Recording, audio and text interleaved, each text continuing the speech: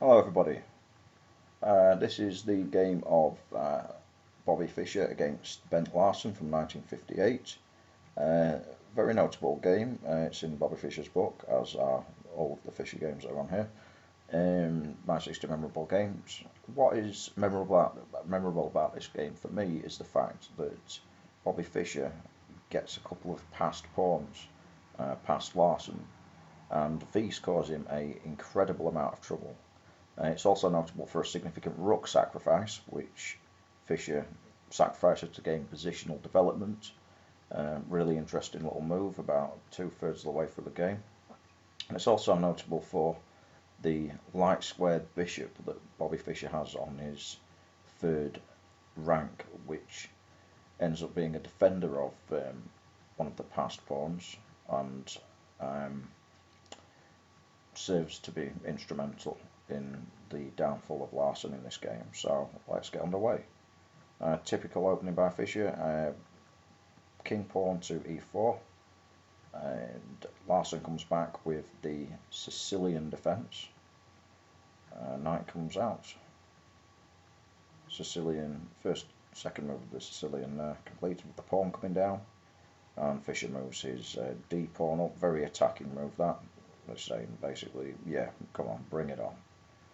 And the pawn takes Fischer's pawn. Knight takes Larsen's pawn, and Larsen brings his other knight out, typical of the Sicilian defence. Fischer's knight comes out, and Larsen prepares to fianchetto the bishop. Fischer's dark squared bishop comes out, leaving space to castle here in future, and Larsen fianchettos his kingside bishop. Pawn structure taking effect down here by Fischer. Larsen castles. Fischer moves his queen up. Larsen's king comes down, threatening Fischer's king there. And the instrumental light squared bishop makes its first impact on the game, or its first move, should we say, first developmental move. And Fischer's knight is taken by Larsen's, and Fischer replies with a dark squared bishop. Light squared bishop comes down from Larsen, and Fischer quite calmly and intelligently, it seems, simply moves his bishop back to the b3 square, where it's protected by those two pawns, and is a lot less tempting an option for Larsen at that stage. And down comes Larsen's lady, and Fischer castles. Pawn comes down, and Fischer moves his king down to the b1 square, where it's now supporting the pawns on a2 and c2. See, basically it staves off any kind of queen play tomfoolery, which Larsen may try and imply, a type that you might have seen before yourself on chess.com, such as queen coming down there, slam. Oh no, basically, you're in a lot of trouble if that happens. So he moves it there sensibly, supporting that and supporting that. The king can attack, and the king can be a very important attacking and defensive piece. Something that I've learned over the last couple of months. And Larsen's pawn comes down, causing Fischer's knight some trouble. Fischer moves the knight up to the d5 square, very powerful square that for the white pieces. You can get a knight there on a nice little outpost like he's done here with this pawn.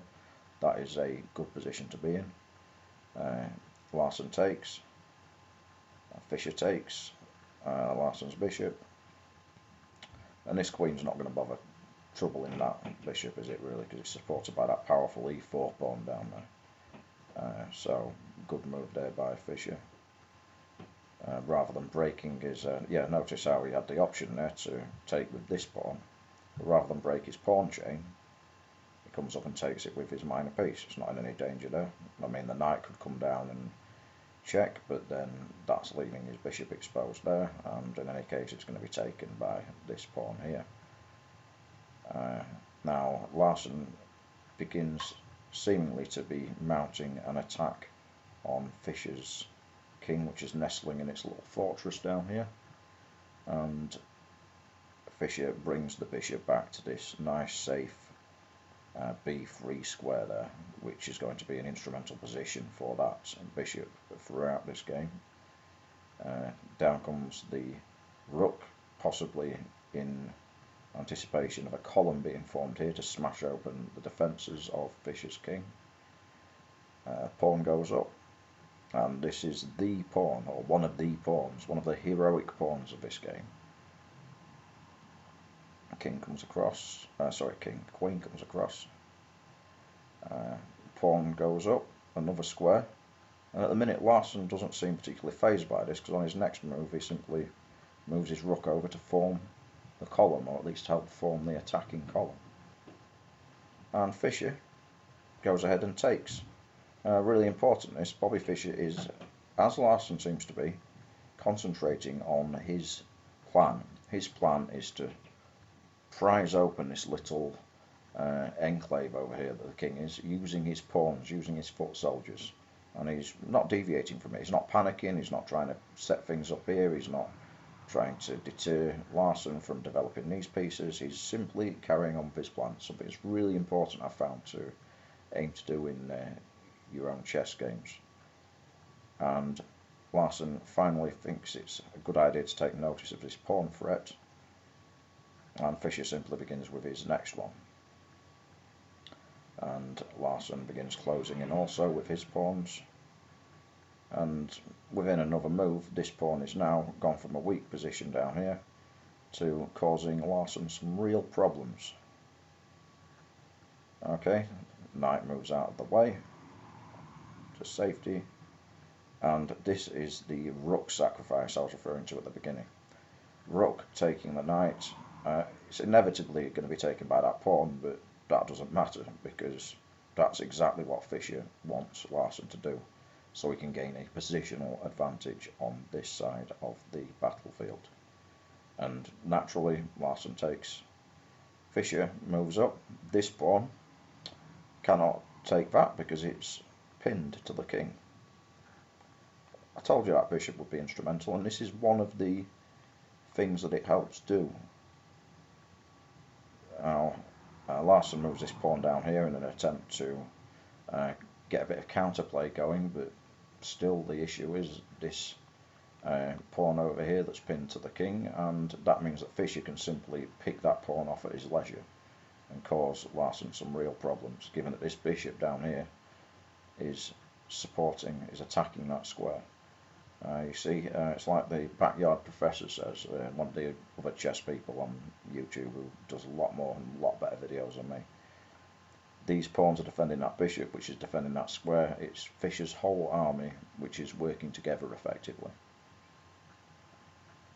And the pawn takes Larsen's pawn, which was on the f7 square, and Larsen can't take that with his king because he'd be putting himself in check. So he moves over. Dark squared bishop comes down, and Larsen pushes that pawn, breaking the bishop's attacking gaze. Fischer simply takes it with his pawn, and this is the second pawn which ends up causing a lot of problems. See there, Larsen's countered with this rook taking that. Notice how to do that. He's actually broke his attacking column. So not only is he gone across and reacted to Fischer, he's now, if he wants to stand a chance of mounting his original attack, he's got to come back here, which is going to cost him another move. And Fischer simply pushes his pawn, calmly pushes his pawn onwards. Larsen tries to bring the rook down to threaten. Fischer brings the dark squared bishop up, threatening the rook. And the queen comes up. Bishop takes the rook. Larsen's bishop retakes, and the pawn now moves up to this beautiful square. Look at that. Supported by the queen down there. He can't take that, he'll get taken himself. If he takes that, he's got a queen. Rook comes across, Fischer's queen comes up, and that is where black resigned. So really good things there. Rook sacrifice, passed pawns, bishop, Good stuff.